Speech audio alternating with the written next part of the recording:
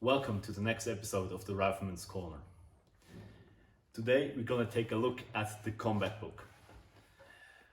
At first I wanted to make a whole overview about the different kinds of combat book you could do, what you should have in your combat book, what I have in my combat book and so on. But then I realized it's something that has already been talked about by people who have not also just experience in training with it, as I do, but also used those tools in combat. So at the end of the day, I don't think it's my place to really tell you what to do. So what I will do right now in this video is tell you what I carry in my combat book and some little tips for when you want to do one, especially as a lieutenant, as a platoon commander in the Swiss military, but don't want to spend any money with it. All right, let's take a look at the combat book. First off, it's 3 o'clock in the morning. I just got done with a nighttime patrol exercise. So first off, let's get rid of the rifle and my brain bucket. And let's take a look at the combat book. All right, what is a combat book? A combat book is a leadership tool that's especially used at least in the Swiss military, mostly by platoon commanders. It aids you in leading your platoon. In the combat book, you carry maps, some administrative tools like pens, rulers, stuff like that, and if you carry them, some cheat sheets. Now, what does a good combat book need to bring to the table? What are some features that it needs to have? First off, it needs to be compact and comfortable to carry in your leg pocket. It needs to be organized and compartmentalized in a way that you can carry everything that you may need. And you need to be able to use that as well in daytime and on the night vision as well. So what do I carry in my combat book? First off, very simple, my combat maps. I carry them on the outside of this map pouch. That's very easy to explain. It's just either my regular map that I use for marches or stuff like that, or if I'm on an exercise, my combat grid map with all my grids that I get handed down from either the company or the battalion. The next thing that I carry are different tools and pens. I carry some markers to write on laminated maps, as well as a pencil and a ballpoint pen just to make some notes. I also carry a notepad and a map ruler. I actually carry 2 of them.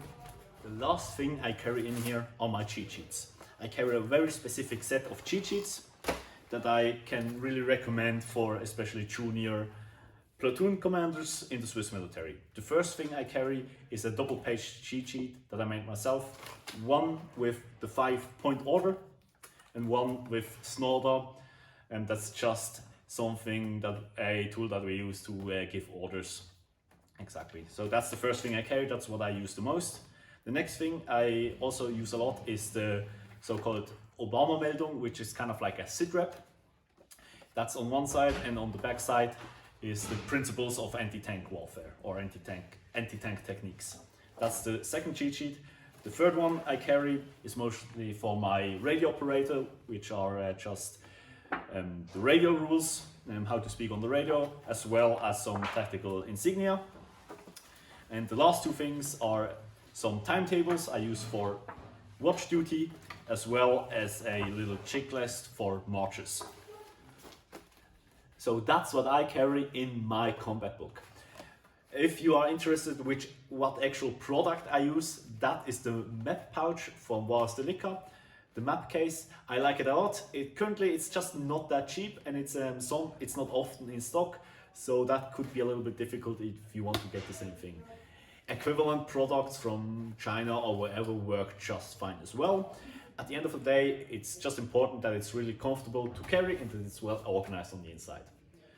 Now, if you want to have something that can do that as well, but you don't want to pay anything for it, or you have to improvise if you're already in service and don't have the opportunity to get something, there's a very easy way to make a combat book by yourself. What I did to make my custom combat book is take a standard F target, which is like a cardboard target from the Swiss military.